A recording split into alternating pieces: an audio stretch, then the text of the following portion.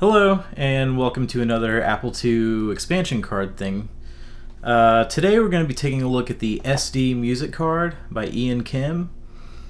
I touched on this card briefly when I did my big Apple II video a while back, and it's funny, before then I'd kind of overlooked this. I noticed it was in there, but I didn't really notice it. I didn't look into what it was or give it much of a second thought. And then before making that video, I, researched every card one by one, see what they did. And after finding out the deal with this, I was really curious. So ever since then, I've been burning to take a look at this and do an in-depth video on it. So yeah, today that's what we're gonna do. So yeah, let's check it out. Alright, so I've got the card out on the table here, as you can see. And yeah, the story with this is that it's supposed to be compatible with games that use the old Mockingboard sound card for the Apple II, except that this is based around the Yamaha YM2413 chip, also known as the OPLL. It's basically a cost-reduced, kind of stripped-down version of the OPL 2. And there's really not much to this, as you can see. You've just got the Yamaha chip here, 6522 controller card, and then 3.5 millimeter audio out, and we've got this little trim pot here to control the volume output. And beyond that, really not much. And getting it to work, there's not much either. Just put it in a slot and configure your game to work for it. So let's do that. Alright, I got the card back into my main Apple IIe, and I'm just going to capture the audio directly with my Focusrite 18i20 audio interface. And we're going to test it using Ultima 5 here, but unfortunately on today of all days, my original floppy disk has just kind of decided to take a dump on me. So it's fine, I grabbed a disk image and loaded it onto my floppy emu. So let's get her rolling. Oh my god. Jesus Christ. What the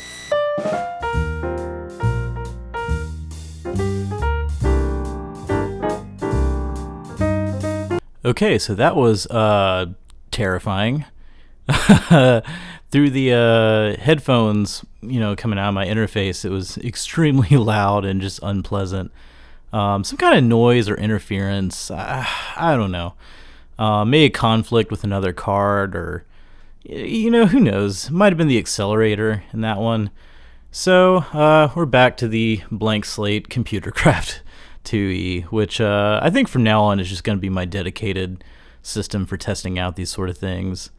But anyway, let's fire it up and see if we have better luck with this one.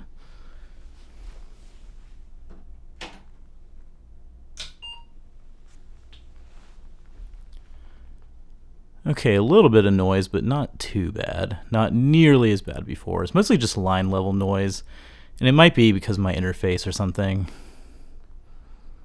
Let's let it boot up and do its thing.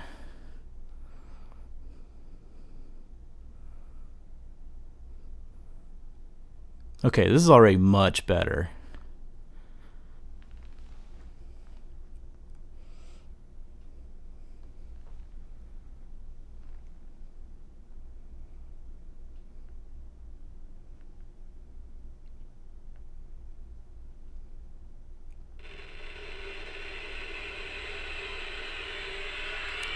And then, of course, this sound is coming through the speaker in the built-in speaker in the 2e.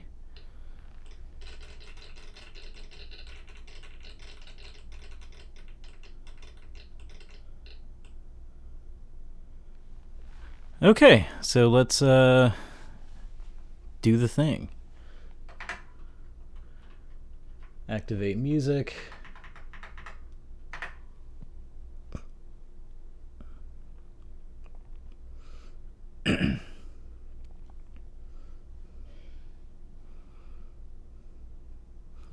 There's a slight sound whenever it's reading the floppy, but not too bad. Right, change music configuration, and It's in slot 4, so we'll go with Mockingboard A. Alright, cool. Let's go to the music player.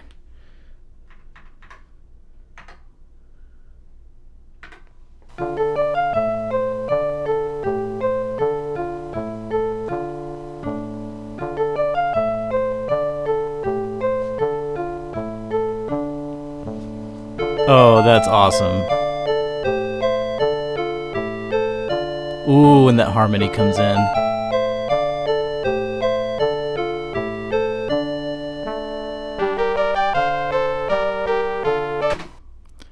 Okay, so that is awesome sounding.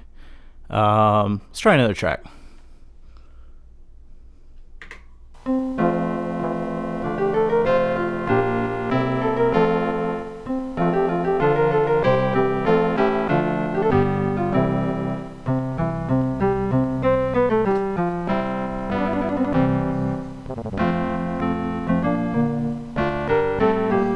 Oh, it's so nice and twangy.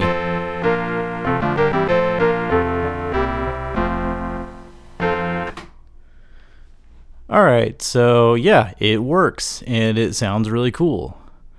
You know what? One more.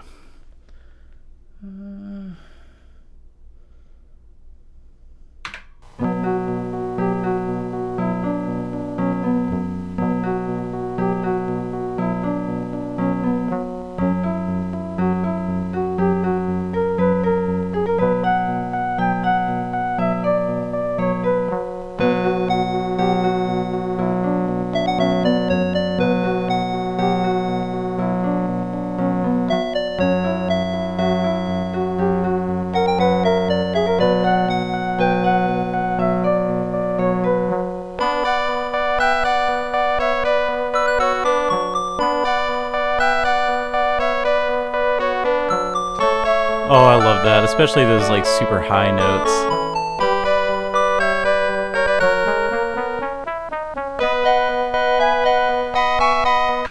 Alright, I lied. One more.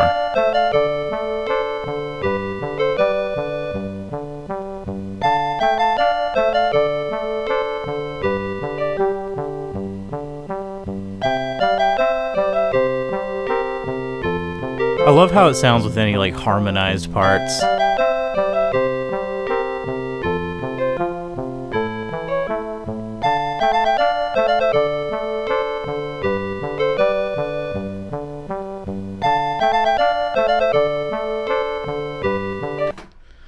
Okay, so you get the gist of it. Yeah, I guess I think that's all I'm gonna do with Ultima 5. I'm not gonna play the game right now or anything. I want a color display for that, and I still need to get mine fixed. So, yeah.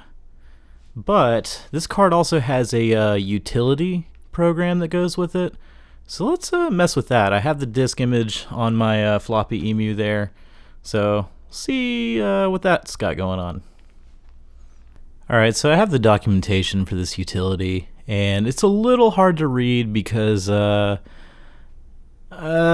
think some things are lost in translation with, you know, English not being a first language, although his later documentation on like the upgraded version is much better. But anyway, yeah, you can change like the instrument channels and just settings and stuff like that, and it'll save it to like a built-in EEPROM on the card. So yeah, I'm not gonna mess with all that. I just want to leave it as is. But yeah, it's got all these like different instruments and stuff, and you can assign them to a channel 1 through 8. So that's neat. But while I was swapping disk images around, I was doing some more reading, and apparently Skyfox supports that game. And that game's freaking awesome, and I like it. So we're just going to turn that on and see what it sounds like. Alright, I've got Skyfox here. Such a lovely game. Let's fire it up and let it rip.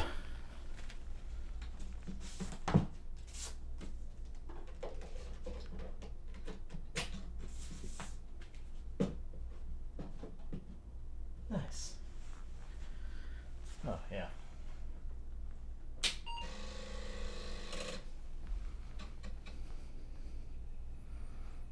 let's see what we got.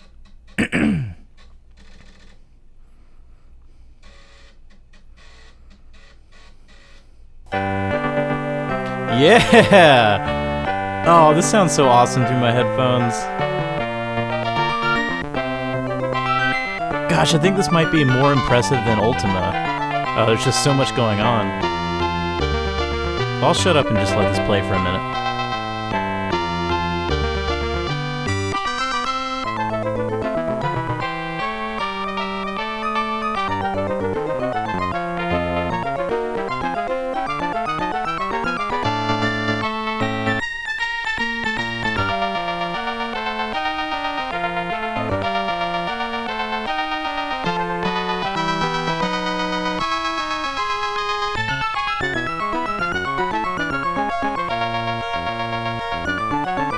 God, that is so cool.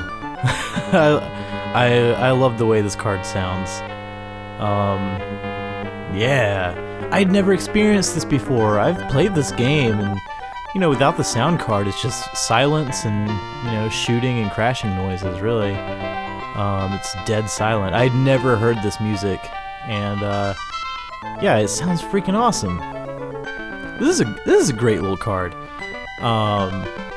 It makes me really curious to try like the original Mockingboard or one of the clones. Like Reactive Micro sells like a kit, or the Applied Engineering Phaser, which is apparently another clone or compatible or whatever.